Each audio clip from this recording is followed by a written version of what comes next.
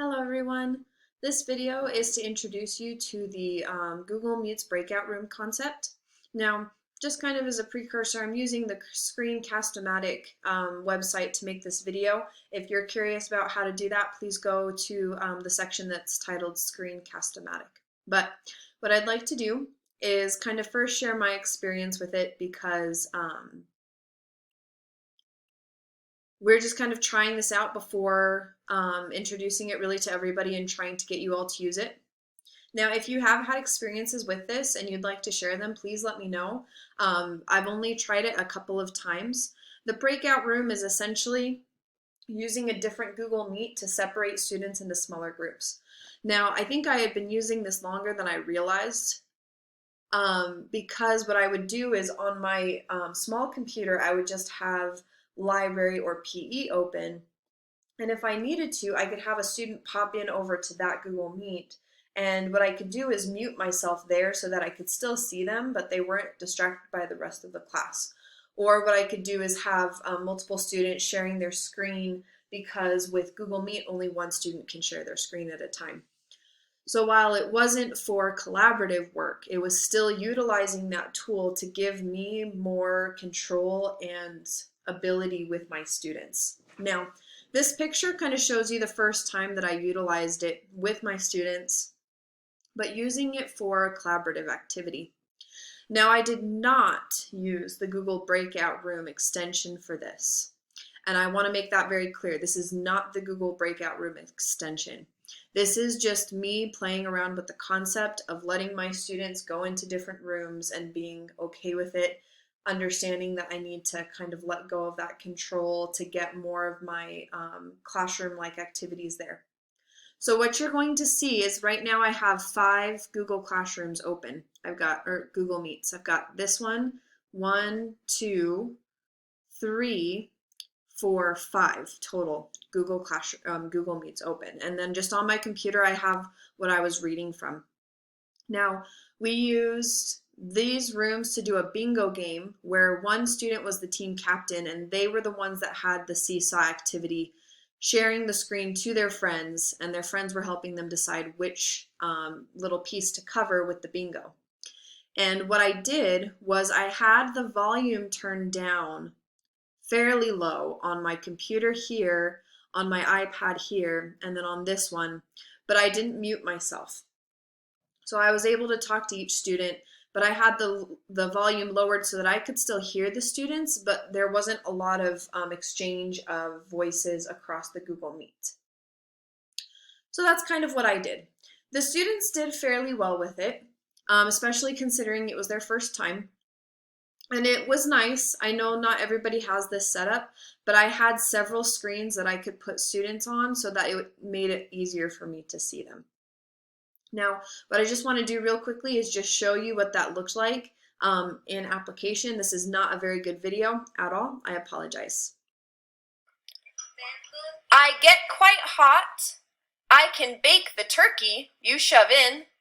I'll also cook your pie or cake because I'm an...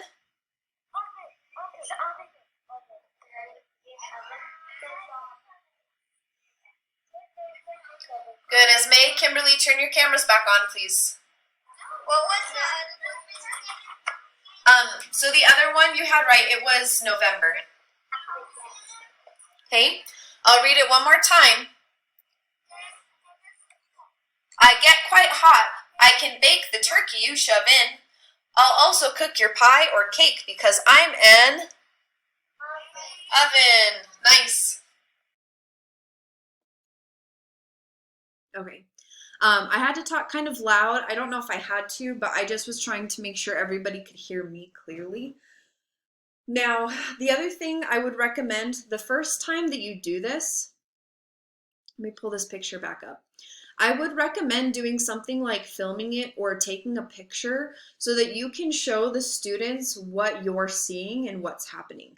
Especially if you're with the younger grades, they just are not going to have the overall understanding of what is happening because they can't see it.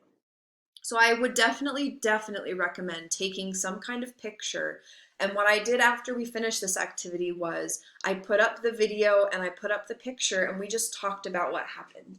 And I think that was really important because otherwise they're just not entirely sure what this concept is. And I know as adults, for me personally, it took me a little while to really get the whole gist of this idea in the virtual world. So definitely try to share that with your students. Now, what I've done here is kind of set up a couple of videos that have people explaining how to set this up. Let me go ahead and minimize this.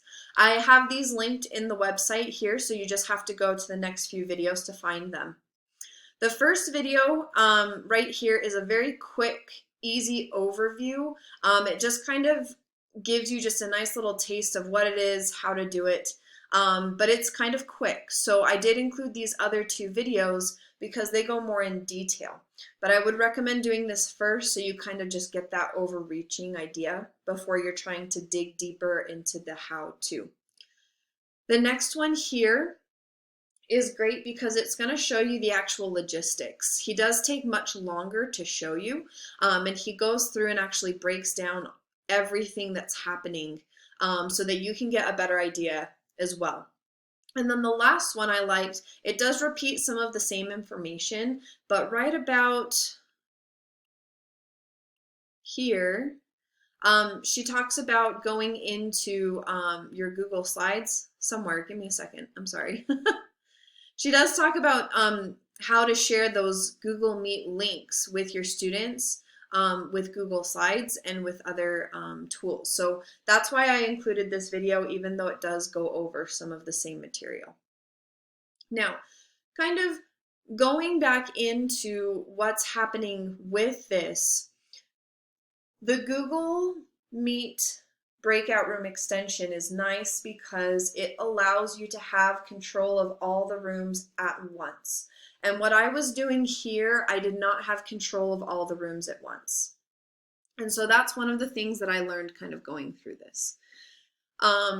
You're able with the Google Meet extension to broadcast to everybody, but then you don't have to mute, kind of lower your volume like I was thinking I needed to in order to make it so that the sound isn't bouncing back and forth within the students. As long as your microphone is muted or unmuted, you kind of have that control there.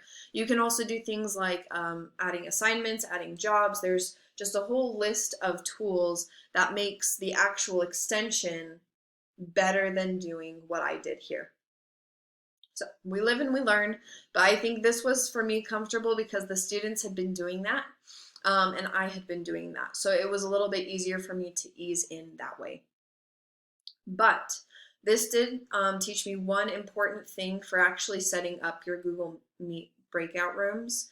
It looks like you can save your breakout rooms, so you're never having to recreate those rooms from scratch. You can just always have set up room 1, room 2, room 3. It can just be set. And I'm not sure if all of the pullout teachers have done this for all of the teachers, but I do have some of the pullout teachers Google Meets where I'm also a teacher. So that's how I got so many Google Meets, is I'm just having the students go back into their Google Classroom and click on a different class. All I said was, you 3 go to library, you 3 go to music. And then what I did was not create an extra step for them or an extra Google Meet that they suddenly now have to have. So there are 2 ways to do this to make it more smooth on you and on the students. But both of them have to do with making sure that the classes that you're using exist in their Google Classroom already, okay?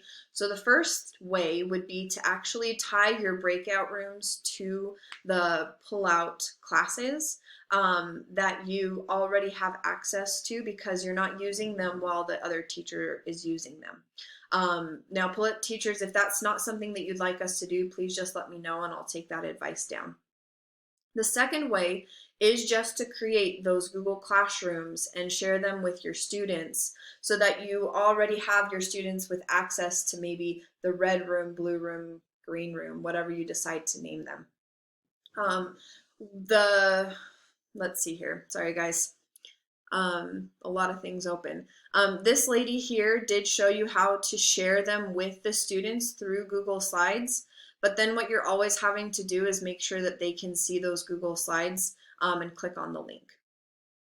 And so you can certainly take that step, but if you are going to be creating the one set of breakout rooms for the year, which is what I'd recommend, you would probably want to already have those links pre-established with your own pre-existing classes. Okay, I know that might not have been the best explanation, but I just kind of wanted to give you guys that overview, let you know what's coming in the next few videos, and then also just say, again, if you try this out and you have any questions, or if you've tried something and it works, please let us know, because that would be great for all of us to share and to learn from. Thank you so much for the time. I know this was a longer video, and I hope you guys have luck with this. It sounds like a really exciting tool.